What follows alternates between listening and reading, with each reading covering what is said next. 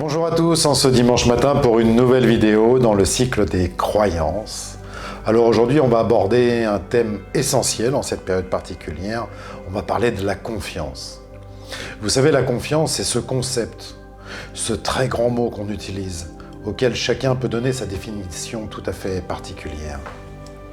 Pour certains, ce serait principalement offrir une partie de soi dans une relation conjugale ou amicale comme un acte symbolique d'amour. Pour d'autres, ce serait davantage un concept se rapprochant de l'ego. Pour d'autres encore, quelque chose de complètement extérieur à soi, inatteignable. Vous savez, comme un but, comme quelque chose à obtenir à tout prix, une quête sans fin. Mais la confiance, vous allez voir, ça peut être quelque chose de bien plus vaste, de beaucoup plus universel. Notre existence moderne est loin d'être un fleuve tranquille. C'est un fleuve souvent tumultueux, parsemé de défis et d'épreuves. Tenez, face à l'épreuve, comme celle que nous vivons aujourd'hui, nous avons trois possibilités d'attitude. Soit nous rebeller, être dans la colère, la revendication. Soit nous effondrer et nous sentir victimes.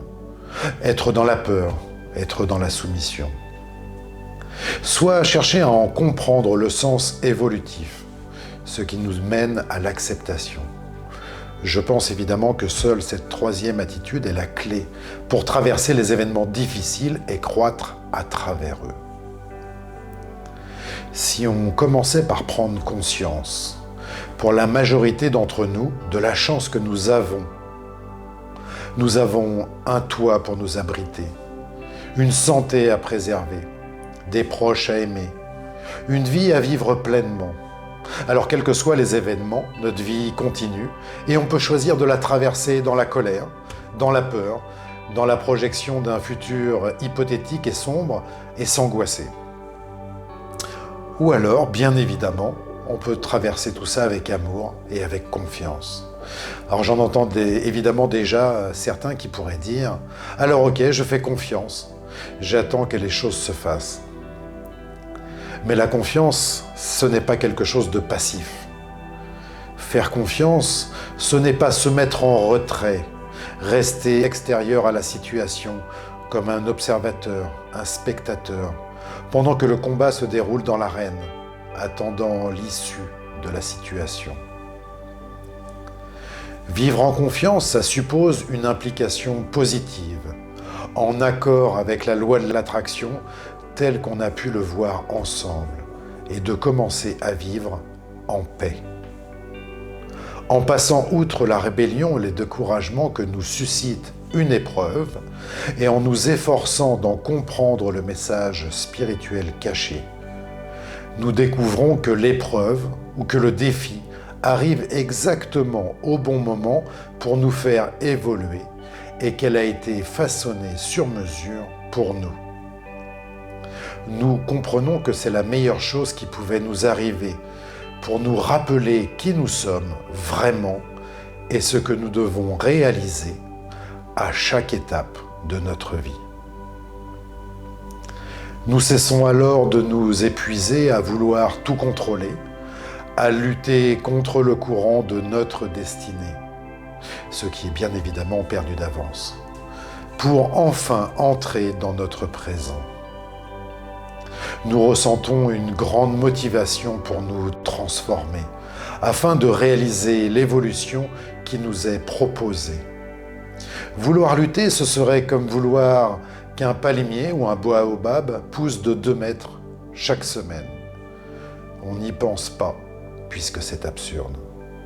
La temporalité a beau être une invention humaine, le temps est quant à lui nécessaire à la vie. Les événements que nous vivons en ce moment nous forcent à sortir de ces schémas de pensée pour entrer dans une dynamique de confiance. En se reconnectant à soi, à notre âme, à nos valeurs profondes, on lâche petit à petit prise sur notre mental limitant. Vous savez, celui qui nous projette les peurs et autres limites qui nous empêchent d'être heureux. Et vous savez, je ne fais pas exception à la règle. Et j'ai eu peur pour la santé de mes proches qui sont loin de moi, l'avenir de mon travail, des finances. Que puis-je faire en réalité ?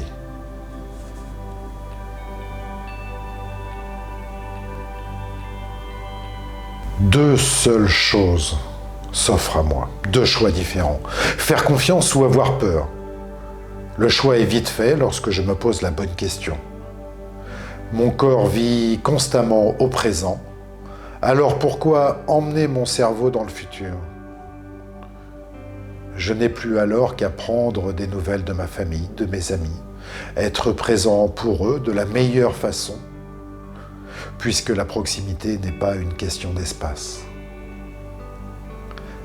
Travailler au présent pour préparer mon avenir, nourrir mes pensées des plus hautes intentions envers moi-même, souffler, être reconnaissant pour ce que je vis à chaque instant.